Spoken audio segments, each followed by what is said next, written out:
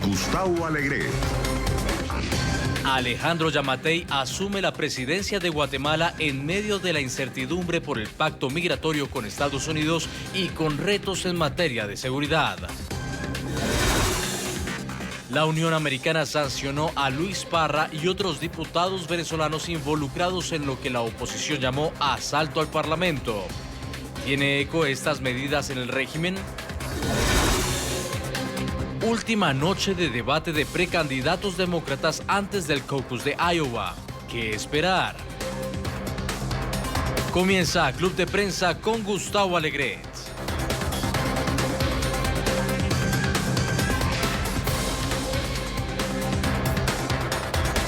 Bienvenidos a Club de Prensa, el espacio de análisis de NTN24 con los mejores corresponsales y analistas.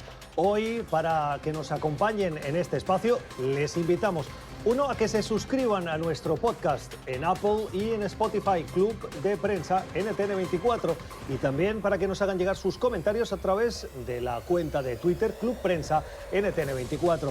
El tiempo de análisis hoy lo vamos a compartir con periodistas que ya nos acompañan en esta mesa de trabajo. Rafael Salido es periodista español. Rafa, ¿cómo estás? Muy buenos días. Buenos días, Gustavo. ¿Qué tal todo? Gracias por estar con nosotros. Un placer. Con Pablo Pardo, es el corresponsal del diario de Madrid, El Mundo, en Washington. Pablo, ¿cómo estás? Muy bien, muchas gracias. Gracias por acompañarnos. Y con Pepe Díaz Briseño, José Díaz Briseño, que es el corresponsal de Reforma, periodista mexicano. Gracias, Pepe, por estar con nosotros. Muchas gracias, Gustavo. Pepe, hoy a las 2 de la tarde habrá cambio de gobierno en Ciudad de Guatemala. Alejandro Yamatei tomará el relevo a Jimmy Morales, un Yamatei que ha pasado 2 décadas haciendo política y que ha tenido que esperar todo ese tiempo para llegar a la máxima instancia del país. Lo hace para un periodo de 4 años y lo hace con retos muy fundamentalmente: la seguridad, la situación económica y la inmigración. Sí, no sorprende los retos que enfrentará el nuevo presidente de Guatemala, porque pues básicamente son los mismos retos que ha enfrentado el país en las últimas 2 décadas. Hay que decir que llega Yamatei luego de 4 años de la presidencia de Jimmy Morales, que llegó pues animado por las promesas anticorrupción y terminó inundado básicamente en el referente de lo que es el influyentismo, la corrupción y el intento de sacar al Cuerpo de Naciones Unidas, que había estado integrado, que intentó, finalmente lo logró sacar a la CICIG, el Cuerpo de Naciones Unidas, para ayudar en el esclarecimiento de crímenes, tanto de lesa humanidad como también de la propia corrupción del Estado. Y sin embargo, Yamatei llega con muchos retos. El principal de ellos a nivel geopolítico es justamente el tema del asilo, el programa para enviar a solicitantes de asilo de Estados Unidos, de Salvador y Honduras a territorio guatemalteco, e incluso ahora aparentemente mexicanos también llegarían a ese territorio. Sí, porque en ese programa Estados Unidos dice y anunció que Guatemala iba a acoger a esos solicitantes de asilo. Muchos de ellos podían ser mexicanos. El gobierno de México se opuso y Yamatei, antes de llegar a la presidencia, ya dijo que el programa no le parecía bien. Sí, va a ser muy interesante cómo lo confronta, porque directamente tendría justamente una pelea con la administración del presidente Donald Trump. Pero lo cierto es que Guatemala no tiene la capacidad para sostener a migrantes que solicitan asilo de otros países. El nivel de su agencia de recepción de asilo son, entiendo, menos de 18 personas que trabajan en ella. Las condiciones de seguridad no necesariamente son las mejores, y realmente se está pensando desde Estados Unidos este programa como uno de, básicamente, para buscar enviar un mensaje para que la gente no llegue acá. Decir, no vas a tener oportunidad de entrar a Estados Unidos, te mandaremos a otro territorio. Hoy en la toma de posesión estarán algunos mandatarios centroamericanos. El señor Yamatei es un conservador de derecha y bueno, francamente falta ver si logra presentar algunas soluciones a los problemas que acogen Guatemala desde este tiempo, y particularmente la concentración de la riqueza, uno de los países más desiguales del continente, y particularmente en el centro de América. Sí, yo creo que además también es curioso, bueno, va a ser interesante la propia personalidad del nuevo presidente de Yamatei, ¿no? Porque es un político que lleva toda la vida tratando de ser presidente. Creo que lleva 20 años, que lo ha hecho con varias siglas, con varios partidos diferentes. Y luego, yo creo que además es muy interesante con lo que tú comentabas, Pepe, de los retos que confronta, Porque, bueno, su personalidad, por lo que dicen, es bastante autoritaria. Es un tipo que no es muy propenso al diálogo. Y claro, por ejemplo, pues juntarlo con la administración de Donald Trump, que tampoco, digamos, es excesivamente propensa al diálogo, pues puede ser una garantía para que no lleguen a ningún acuerdo. Y ahí, como tú también comentabas, Guatemala lleva las de perder. También la campaña de Yamatei ha sido, por ejemplo, muy llamativo, con programas muy vagos que recuerdan a la retórica de Donald Trump, ¿no? Un poco, y de otros movimientos en Europa. Crear un muro de inversión en la frontera norte entre Guatemala y México. ¿Qué quiere decir eso? ¿Qué quiere decir? Es decir, la inversión no llega milagrosamente. En cuestiones sociales, pues bueno, se opone al matrimonio entre personas del mismo sexo, se opone al aborto, ha propuesto la pena de muerte para los responsables del narcotráfico. Es una campaña o es una política bastante dura y que yo creo que va a tener que flexibilizar, y ahí yo creo que va a tener un reto bastante considerable. Tú lo comentabas en el caso de Estados Unidos. Yo creo que entre las promesas y la realidad, yo creo que vamos a ver unos meses interesantes en Guatemala. Como bien comentas, Pablo, yo creo que una de las grandes claves va a ser la relación entre Yamatei y Donald Trump. O sea, son dos caracteres similares, son programas que en algunos puntos concuerdan, pero Yamatei ya ha expresado claramente que él está en contra de este acuerdo firmado por Jimmy Morales con Washington, y que no quiere seguir adelante con este programa de acogida de asiliados, de gente que pide refugio aquí en la frontera. Es un golpe en la mesa bastante fuerte antes de llegar a la presidencia, pero la realidad es que Guatemala es un país con grandes problemas económicos, con una situación de criminalidad exacerbada. Entonces va a ser clave el tema de las ayudas que Washington pueda destinar a Guatemala. El problema es que el presidente Trump suele utilizar esas ayudas precisamente como una balanza, como un peso en la balanza de negociaciones. No está claro quién tendrá que ceder primero, si Yamatei aceptando el acuerdo firmado por la administración anterior, o si será Trump el que dé un primer paso y desbloquee ayudas de forma que Guatemala pueda hacer frente a un problema que es un problema que ellos ya tenían. Más de 300.000 guatemaltecos abandonan anualmente el país. Hacer frente a la llegada de miles de refugiados más de países como Honduras, Salvador, incluso México, puede ser una carga terrible para la economía del país. Bueno, Pepe, a tenor de lo que hemos visto en la relación diplomática de Estados Unidos con México, Estados Unidos ha salido ganando porque ha conseguido que México haga lo que se le pedía a México, que es controlar más la frontera sur del país y controlar la migración que pasa por el territorio mexicano, y parece que lo ha conseguido. Sí, sin duda los números están ahí para probar que México se ha convertido en el verdadero muro de Donald Trump. Y lo que es cierto es que la migración en el caso de Centroamérica no obedece a un solo factor, no obedece únicamente a la violencia, obedece a la desigualdad económica y también a cuestiones como el propio cambio climático, en la erosión de las tierras en Guatemala, y también depende de un modelo de criminalidad que aprovecha las condiciones de los campesinos en algunas regiones para expulsarlos y se queden eternamente endeudados. Algunas publicaciones han dicho, sin embargo, que las élites guatemaltecas tienen una gran responsabilidad porque a ellos les conviene justamente este modelo de exportación de personas tan feo como suena. Y yo creo que atender un fenómeno como la migración toca por muchas vertientes. Y como bien dice Rafa, si no hay un programa de ayuda de básicamente los distintos gobiernos que tienen más recursos, y no existe una voluntad de la propia élite guatemalteca de incrementar sus ayudas, su nivel de imposición de impuestos contra sí mismos, Guatemala difícilmente podrá tener un futuro. Yo es que creo que esas cosas no las estamos viendo, vamos, como tú comentabas, es decir, no veo que eso vaya a cambiar. Y luego lo que estábamos comentando, por ejemplo, de Estados Unidos, en el caso de México, por ejemplo, que México se ha convertido en el muro de Estados Unidos.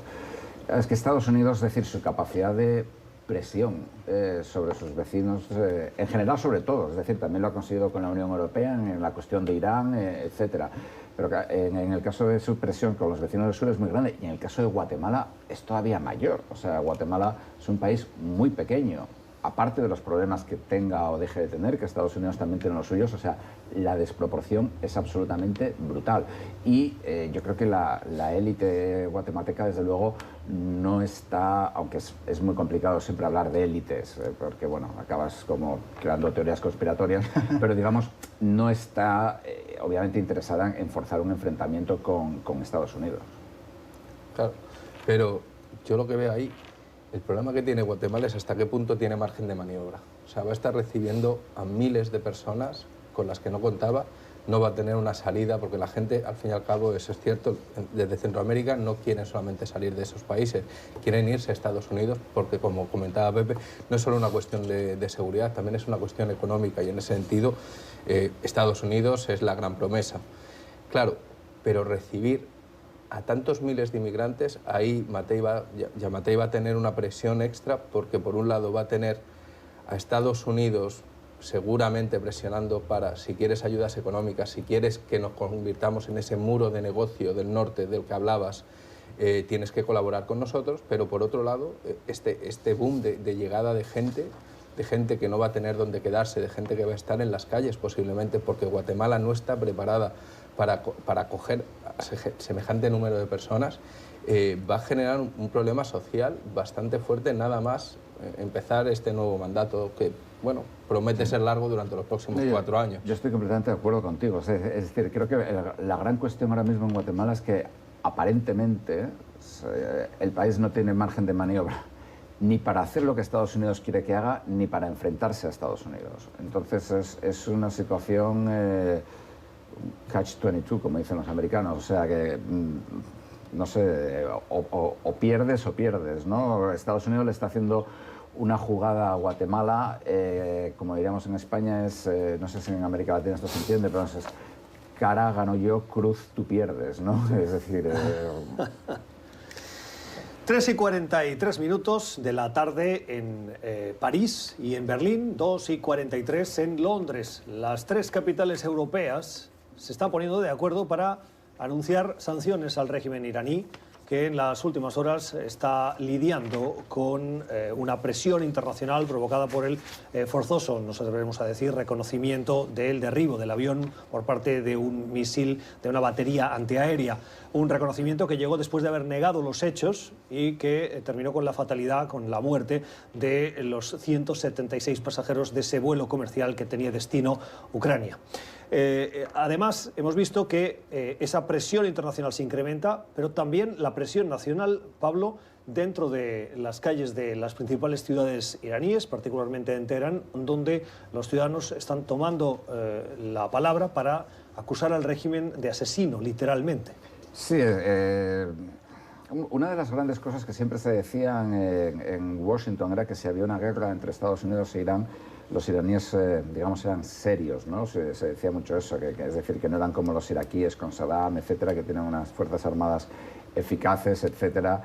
Evidentemente, esta tragedia de este avión no es significativa, pero bueno, sí que ha destruido un poco ese mito, digamos, de la eficiencia o de la eficacia militar de Irán. Al mismo tiempo, Irán es un país que lleva teniendo desde hace más de una década manifestaciones y protestas sistemáticas por parte de la población contra la élite, una élite en la cual además los guardianes de la revolución, que son a los que pertenecía el general Soleimani, que es quien fue asesinado por Estados Unidos el 2 de enero, los guardianes de la revolución juegan un papel muy importante en esa élite, porque ellos controlan gran parte de la actividad económica del país, con lo cual digamos que es un golpe muy duro para un régimen que no tiene respaldo, para una población que sobre todo en las ciudades es muy occidentalizada, mucho más que otros países de su entorno y mucho más que países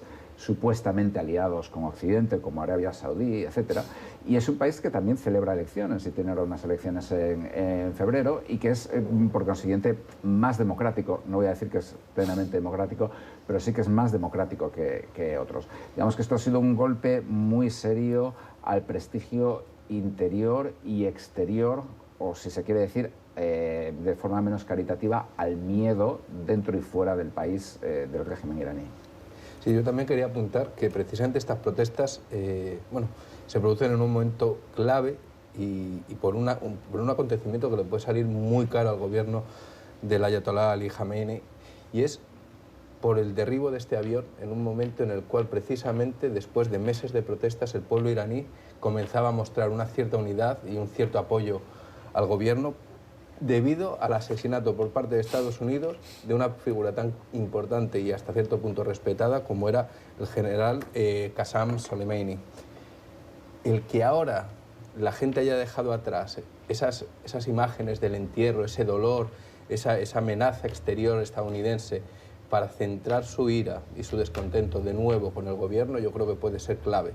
Es un momento que además Estados Unidos claramente está intentando aprovechar. Tenemos al presidente Trump tuiteando todos los días, divulgando tweets en árabe. Y en farsi. Y en farsi. Pero con el claro propósito de llegar a esa población. Está por ver hasta qué punto, pero de momento parece que está funcionando. Los manifestantes gritan vergüenza, vergüenza contra las fuerzas del orden. También acusan al gobierno de Khamenei de ser el auténtico enemigo, no de serlo Estados Unidos, con lo cual está por ver qué puede pasar en las próximas semanas, pero desde luego yo creo que en Washington se frotan las manos. Sí, es realmente una ironía terrible y trágica que después de supuestamente haber cuidado terriblemente no causar bajas mayores en los ataques con cohetes hacia Irak como respuesta al asesinato del general Soleimani, de pronto por un error ya sea mecánico o humano maten a más de 170 personas inocentes totalmente, no eran blancos de guerra dentro de su propio territorio, la mayor parte de ellos canadienses. Es realmente un error histórico que cambia mucho también justamente las percepciones de lo que es el régimen hacia el interior. Un comentario, perdona que te interrumpa. ¿Vosotros sabéis que es más probable que si vuelas en un avión morirte porque al avión lo tire abajo un misil que porque estalle una bomba en el avión? Bueno, entonces... Se ha convertido que echen abajo un avión con un misil se ha convertido en una de las principales causas de accidentes aéreos. Sí, es inaudito y realmente dice uno, ¿cómo es posible que pudiera estar saliendo en un momento de tanta tensión un avión desde es una pregunta sí, aeropuerto? que está sobre la mesa. ¿Cómo puede ser que en un momento de tensión permitiesen que el espacio aéreo fuera utilizado por aviación comercial? Antes de irnos a la pausa, Pablo, ¿crees que las sanciones que preparan Londres, París y Berlín para forzar al régimen a volver al acuerdo nuclear que dijo que abandonaba tras ese periodo de tensión en el que estamos ahora sumidos, ¿van a servir de algo? No, yo creo que no. Yo no creo que vayan a servir de nada porque el régimen no puede volver atrás. Es decir, hay una sensación... Aparte que ahora mismo a Irán incluso le conviene, en cierto sentido, sentirse acosado por el resto del mundo. Y Estados Unidos, en último término, quien tiene la última palabra. Estados Unidos rompió el acuerdo y mientras Estados Unidos no vuelva, Irán va a ir separándose progresivamente de él. Rafa. Y lógicamente Europa ya se le está agotando la paciencia. En un principio ha tratado de mantener vivo el acuerdo de cualquier manera, pero bueno, parece ser que hasta aquí han llegado.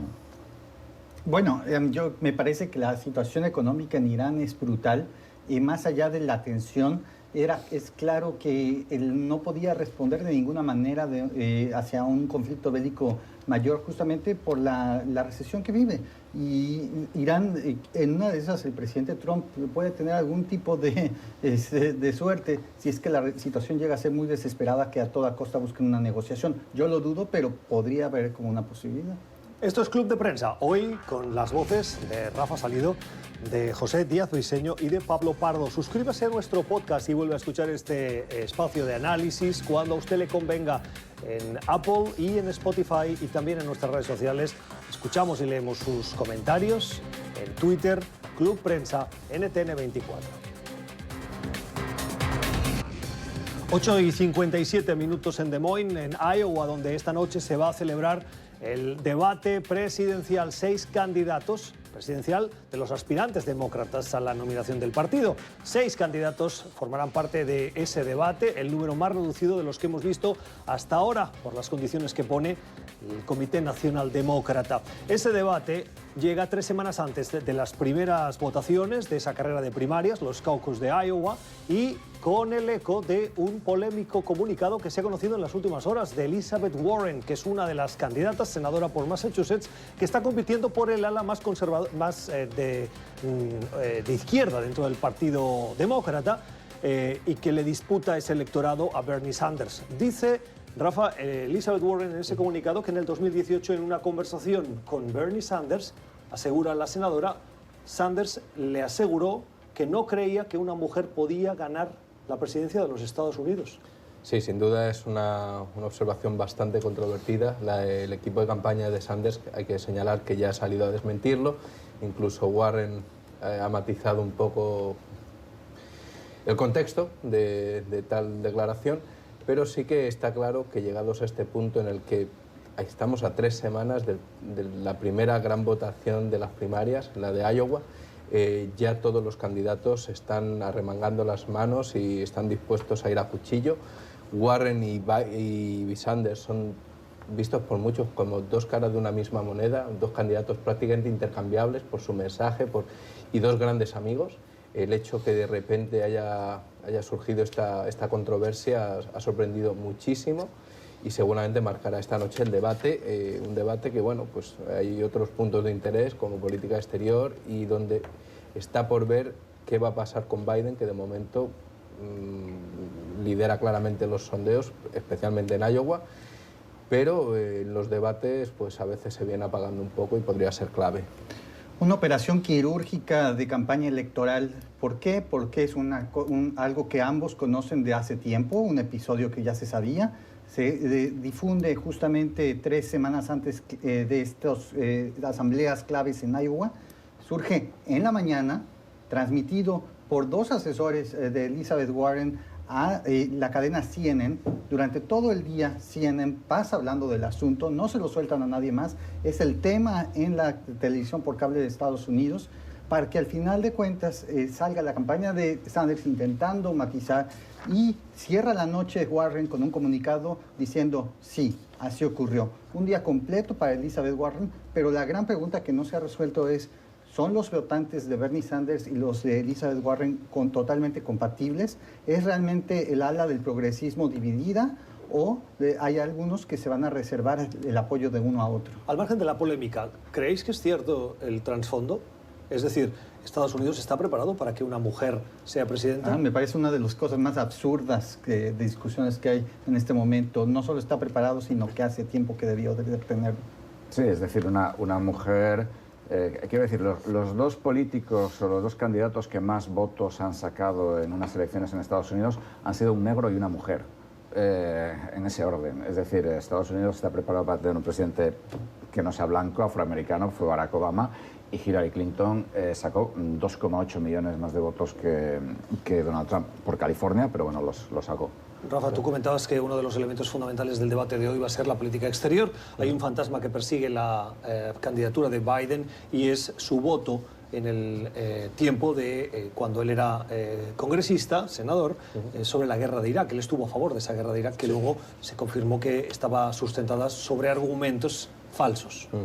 Al igual que otros tantos candidatos, se ve un poco acosado por sus fantasmas del pasado. Lo que pasa es que en el caso de Biden, que lleva una vida en política, estos fantasmas son numerosos, y es uno de los asuntos que además ahora está volviendo a salir a relucir precisamente por la creciente tensión entre Washington y Teherán y las decisiones precisamente del actual gobierno de actuar de manera unilateral sin tener en cuenta al Congreso en absoluto, algo que ha levantado ciertas suspicacias respecto al por qué Trump decidió, por ejemplo, abatir o, bueno, asesinar en estos momentos al general Soleimani, y se está pidiendo un mayor control. Hay precisamente propuestas en las cámaras para exigir que Trump tenga que consultar y que no se pueda abusar de su poder, del poder del Ejecutivo. Pero claro, tampoco de nada sirve si, como le pasó a Biden hace ahora prácticamente 20 años, apoya a ciegas una decisión fundamentada en mentiras y en informes de inteligencia erróneos. Es fascinante lo que estamos empezando a vivir este año, ya sea para los que hayan llegado a Estados Unidos pronto o los que llevamos ya tiempo aquí. Siempre las primarias que se juegan alrededor de Estados Unidos son uno de los circos políticos más interesantes. Las encuestas en este momento son solo una fotografía y muchas de ellas incluso se contraponen. La del diario local Des Moines Register y CNN se opone a la que salió ayer del Monmouth Poll. Y realmente en una se coloca Sanders por delante, o en la otra se coloca Biden por delante.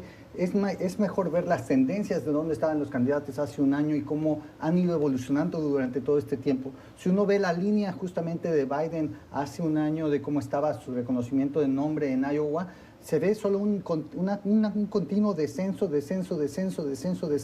hasta llegar a una estabilización, sino estancamiento. Y según el Des Moines Register, Sanders a final de cuentas tiene un repunte al final. ¿Eso qué nos dice? Básicamente nada, porque prácticamente todos los candidatos principales están en una misma zona de aprobación. Y falta ver estas asambleas en Iowa, que son un fenómeno particularmente impredecible. Yo personalmente voy a hacer una apuesta. Yo creo que Warren puede ganar en Iowa, a pesar de que va la cuarta en las encuestas, en muchas de ellas, porque en Iowa, como tú comentabas, los caucus son una locura y lo que cuenta mucho es quién es, digamos, el segundo favorito de la gente, porque cuando la gente se agrupa para votar en los caucus, los que no pasan de un determinado nivel se tienen que juntar a otros grupos. Entonces, Warren es la segunda candidata de muchos. Si logra pasar el primer corte, muchos otros votantes se pueden unir a ella y esto le puede dar ventaja. Hay que también tener en cuenta una cosa. Yo creo que Sanders ha irritado mucho a muchos candidatos y a gran parte del aparato demócrata, porque la campaña de Sanders es bastante más venenosa de lo que ella pretende. Critica mucho a los demás candidatos. Lleva mucho tiempo Sanders criticando a los demás candidatos. Digamos que esta especie de pacto de no agresión que existía hasta ahora, Sanders nunca lo ha respetado.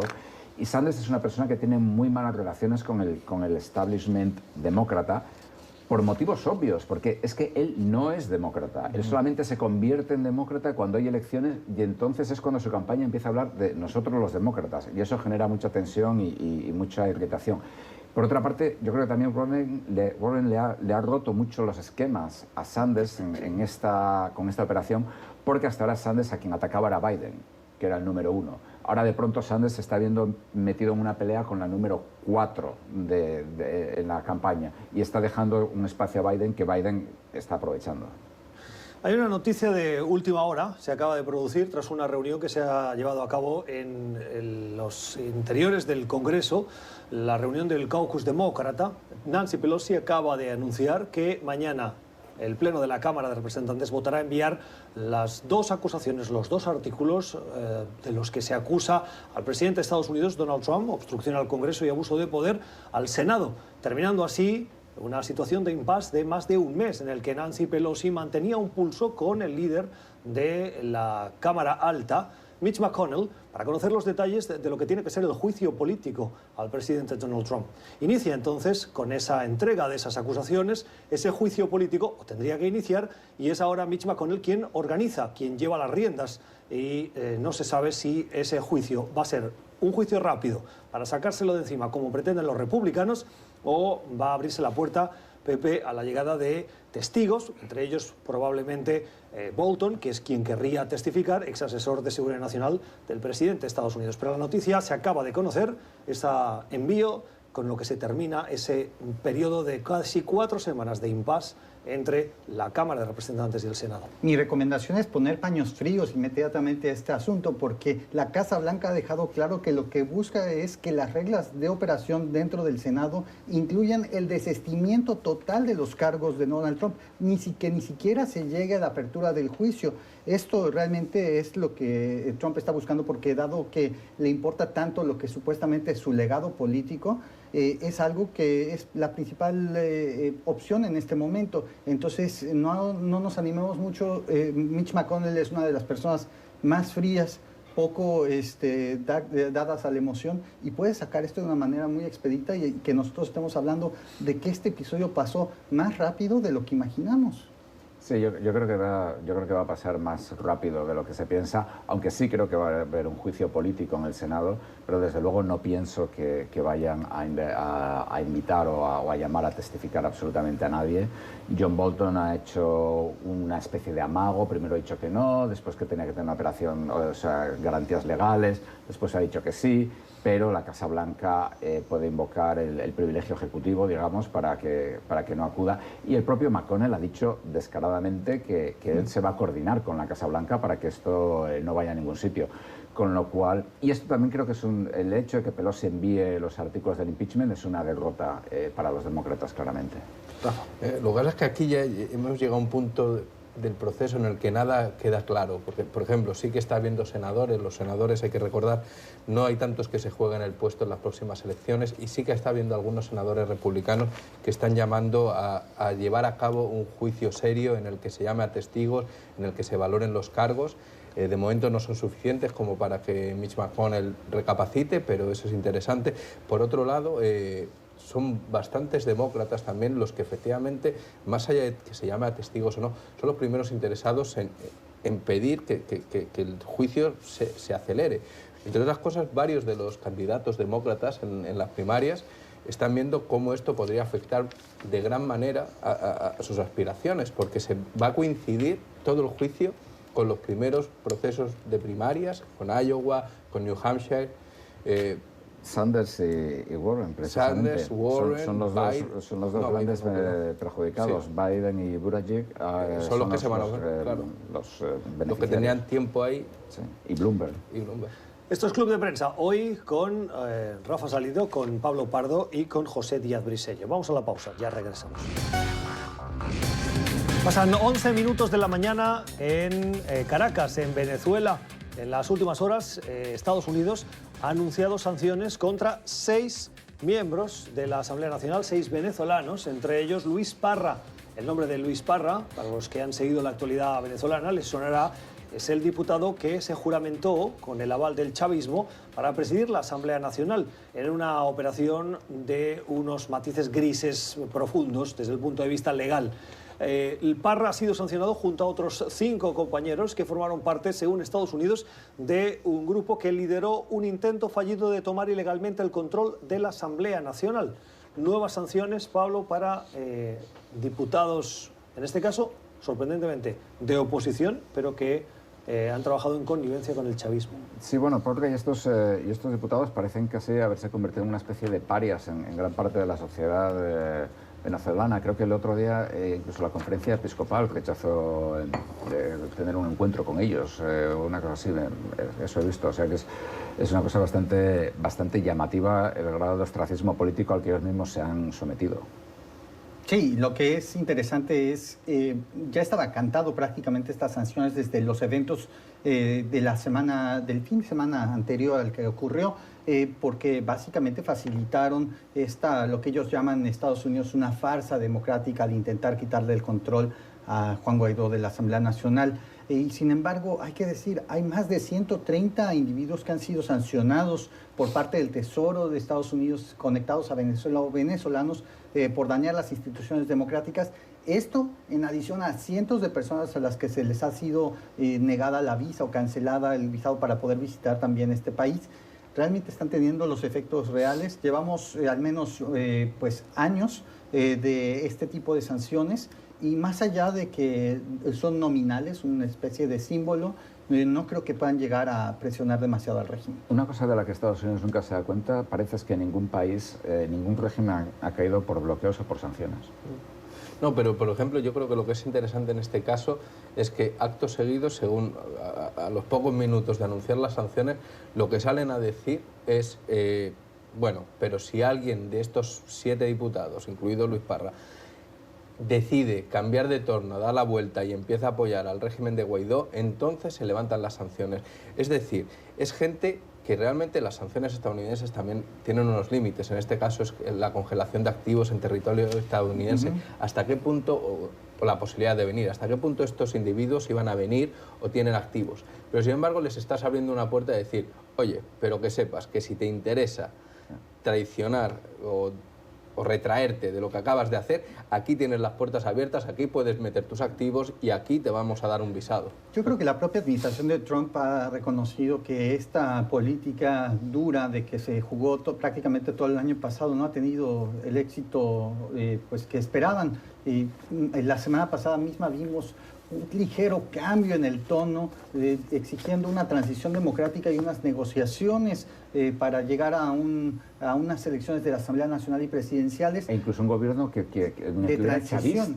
Exacto. Abrams ha dicho eso. Y sin que existiera la precondición de que Maduro saliera del poder. Sí. Entonces, esto habla justamente de una nueva etapa que no sabemos a dónde llegará, pero que el propio gobierno de Trump reconoce que ha cambiado la situación. Yo creo que ahí la clave está en el interés que cobró de pronto la administración Trump en Venezuela coincidió con la llegada de John Bolton al Consejo Nacional de Seguridad, y el desinterés que de repente ha empezado a volver a tener ha coincidido con su salida. Tan sencillo como eso. Yo creo que a grandes rasgos para Trump todo lo que pasa más allá de México y simplemente más abajo, más al sur de México y simplemente porque le llegan los refugiados, no le interesa. De todas formas, yo creo que continuando con lo que tú afirmabas de los 130 venezolanos que están sancionados, esto también demuestra lo que tú decías, mucha pasividad por parte de Estados Unidos, porque yo creo que si tú eres un político venezolano, sabes que vas a pasar a apoyar a Maduro violando la legalidad, prácticamente sabes ya, o sea, mira, pues los americanos te van a poner, los estadounidenses te van a poner sanciones, que lo sepas, o sea, ya viene casi con el cargo, ¿no? Es decir, no hay verdaderamente por parte de Estados Unidos, es una política muy pasiva. Sí. Quiero, ya que hablamos de Venezuela, traer a colación unas declaraciones del expresidente de Bolivia, Evo Morales, que se encuentra exiliado en Buenos Aires, en Argentina. En una conversación telefónica radial con uno de los votantes, un grupo de sus seguidores en Bolivia, los coca-coleros, dijo textualmente que si volviera a Bolivia sería el momento de organizar, como en Venezuela, milicias armadas del pueblo, lo cual ha generado, Pablo, reacciones dentro de Bolivia. La cúpula militar ha dicho textualmente que las Fuerzas Armadas están indignadas con esas declaraciones y que el pueblo boliviano está dolido. ¿Es de recibo escuchar a Evo Morales apelar a esas milicias, a la creación de esas milicias, sobre todo sabiendo el resultado que han dado en Venezuela? No, desde luego. Es decir, es claramente una evocación de la situación en Venezuela, de los colectivos y de las milicias en Venezuela. Incluso casi hasta podríamos decir, por poner un ejemplo lejano, pero que inspira a Venezuela, de los guardianes de la revolución en Irán, que son una especie de fuerzas armadas paralelas, leales al régimen, a las fuerzas armadas. Y es una verdadera locura desde mi punto de vista, es decir, contra una rebelión popular que empezó en Santa Cruz, que luego continuó con la policía en Cochabamba y en otros sitios. ¿Cuál es la cuestión? Es decir, tener unas fuerzas armadas, unas fuerzas de seguridad que me sean leales a mí tras un apagón electoral. Claro, lo que pasa es que es cierto que las Fuerzas Armadas tuvieron un papel fundamental a la hora de que Evo abandonara el país. Él considera ese movimiento un golpe de Estado, pero en realidad me parecen unas declaraciones muy torpes porque dificultan mucho la situación del expresidente Morales, en el sentido de que, por un lado, hasta qué punto el pueblo boliviano va a querer el retorno de un presidente que está amenazando con la implantación de unas fuerzas prácticamente paramilitares. Y por otro lado, ahora mismo que está de refugiado en Argentina, con la condición de no hacer declaraciones políticas, va y hace estas declaraciones explosivas. Sí. Desde luego, Evo Morales siempre ha tenido una lógica política muy peculiar que le ha funcionado bastante bien hasta que al final le hundió, pero vamos, estoy completamente de acuerdo. Pienso que realmente Evo Morales tiene un dilema, porque está fuera del país, es muy difícil que regrese y pasará como lo que ha ocurrido con otros mandatarios latinoamericanos que vagan por el mundo haciendo declaraciones e incluso cada vez más desconectándose con la realidad del país. hay que decir, por otro lado, que la retórica del propio gobierno boliviano que está en este momento no ha sido realmente muy constructiva. Por el contrario, lo que llega es de un gobierno de derecha fundamentalista, incluso cristiano, eso es abiertamente, que no ayuda mucho a la concordia nacional. Creo que la mejor noticia que ha ocurrido en los últimos días es que va a haber elecciones presidenciales en mayo en Bolivia, donde el partido de Evo Morales tiene participación, algo que el gobierno actual no quería, pero que pues básicamente el Poder Judicial decidió hacer. Esto abre la oportunidad a que las distintas corrientes se expresen y creo que entre más rápido lleguemos a ese momento de elecciones es mejor para tener un gobierno representativo. Esto es Club de Prensa, hoy con José Díaz Briceño, con Rafael Salido y con Pablo Pardo. Antes de ir a la pausa quiero corregirme. Al inicio del último tema que conversábamos, yo dije impropiamente coca-coleros, cuando el nombre adecuado es cocalero, para que quede constancia. Vamos a la pausa, ya regresamos. Estamos en Club de Prensa, este espacio de análisis con los periodistas, analistas en Washington que nos ayudan a comprender la realidad. Un interesante artículo que hoy publica Pablo Pardo, precisamente, que hoy nos acompaña en esta mesa de trabajo, con el título El milagro de los empleos y los peces, pone el acento en la situación económica estadounidense. La Casa Blanca insiste que los números son extraordinarios, nunca vistos en las últimas décadas, pero la oposición y algunos analistas económicos los miran con detalle y no lo tienen tan claro. Y, Pablo, tú te fijas en los salarios, que es un indicador que te lleva a especular. Bueno, efectivamente, es decir, en Estados Unidos, como en Gran Bretaña y en muchos otros países, pasan dos cosas. Una, los empleos están creciendo, hay pleno empleo, pero dos, los salarios cada vez crecen menos, lo cual es absurdo. Digamos que desde el punto de vista de la teoría económica no tiene lógica. Para que la gente que no sabe de economía nos entienda, yo me puedo incluir perfectamente, eso quiere decir que como faltan empleos, los empleadores tienen que subir los salarios para reclutar porque no hay tanta gente que esté dispuesta. Eso debería ser lo que está pasando. Sin embargo, nadie entiende muy bien por qué los salarios, con algunas excepciones, pero los salarios en general están creciendo cada vez menos. Y esto es algo que está pasando en todo el mundo. Empezó primero en Japón en los años 90, 2000 y después de la crisis está pasando en Europa y en Estados Unidos. Digamos, en cierto sentido es una situación muy buena porque hay empleo para todos. Desde otro punto de vista no es una buena situación porque la gente no gana más dinero y por consiguiente no tiene más dinero para consumir ni para que se produzca más. ¿Y cuáles son las teorías que están detrás de...? Nadie lo sabe. Es decir, hay una teoría que dice que está habiendo un avance, digamos, tecnológico que permite que los trabajadores sean más productivos y que por consiguiente no es necesario pagarles más o incentivarles más. Pero no hay verdaderamente ninguna razón clara, explícita. Hay casos extremos donde sí que se está dando, por ejemplo, en el caso de las franquicias de... creo que era una empresa de comida rápida. Taco Bell. Taco Bell, exactamente. En algunas franquicias de Taco Bell están pagando hasta $100.000 a los supervisores de los restaurantes, pero esto es bastante poco frecuente, pero en realidad nadie sabe muy bien por qué no hay más presión para que suban los salarios. Cada vez más gente se incorpora al mercado laboral y los salarios no crecen. Lo que sí que crecen descomunalmente, o que sí que han crecido hasta ahora están empezando a frenarse, son los beneficios de las empresas. Esto ha sido Club de Prensa hoy, con las opiniones de Pablo Pardo, de Rafael Salido y de José Díaz Briceños. Gracias a ustedes por la generosidad de su tiempo. Suscríbanse a nuestro podcast para volver a escuchar este programa o escúchelo a su conveniencia en Apple y en Spotify. Nosotros volvemos mañana. Les deseamos una feliz jornada.